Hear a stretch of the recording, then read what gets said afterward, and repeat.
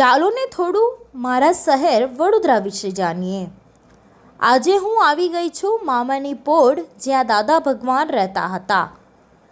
દાદા ભગવાનનું મૂળ નામ અંબાલાલ મૂળજીભાઈ પટેલ હતું। તેમનો મૂળ જન્મ વડોદરા શહેરમાં થયો હતો। વડોદરા જ તેમની કર્મભૂમિ બની ગઈ હતી। દાદા ભગવાન વડોદરા શહેરના રાવપુરા વિસ્તારમાં આવેલ મામાની પોળમાં 50 વર્ષ સુધી રહ્યા હતા અને ત્યાં આજે પણ તેમનું મકાન આવેલું છે। આ મકાનમાં દાદા ભગવાન જે વસ્તુઓ વાપરતા હતા તે તમામ વસ્તુઓ સાચવીને રાખવામાં આવી છે। આ ઉપરાંત દાદા ભગવાન અને તેમના પત્ની હીરાબાની તસવીરો પણ સચવાયેલી છે। વડોદરા શહેરના રાવપુરા પોલીસ સ્ટેશનની સામે એક ગલી આવેલી છે। આ ગલીને મામાની પોળના નામથી ઓળખવામાં આવે છે। આ મામાની પોળ એ દાદા ભગવાનની કર્મભૂમિ રહી ગઈ છે।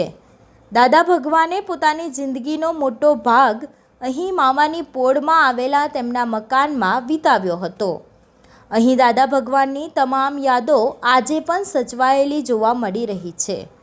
આ મકાનમાં લોકો દાદા ભગવાનના દર્શને આવે છે અને મકાનનું નામ લક્ષ્મી કુંજ છે અને મકાનના ટેરેસ પર દાદા ભગવાનની મોટી તસવીર લગાવવામાં આવી છે।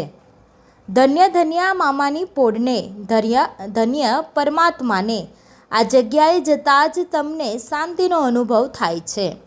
મકાનમાં પ્રવેશતા જ દાદા ભગવાનનું સ્ટેચ્યુ જોવા મળે છે। દાદા ભગવાન બેસતા એ સોફા પર પણ સ્ટેચ્યુ લગાવવામાં આવેલું છે। તેમના અનુયાયીઓ તેમના દર્શન કરીને જ ઘરમાં પ્રવેશ કરે છે। સૂતા હોય તેવી તસવીરો પણ મૂકવામાં આવી છે।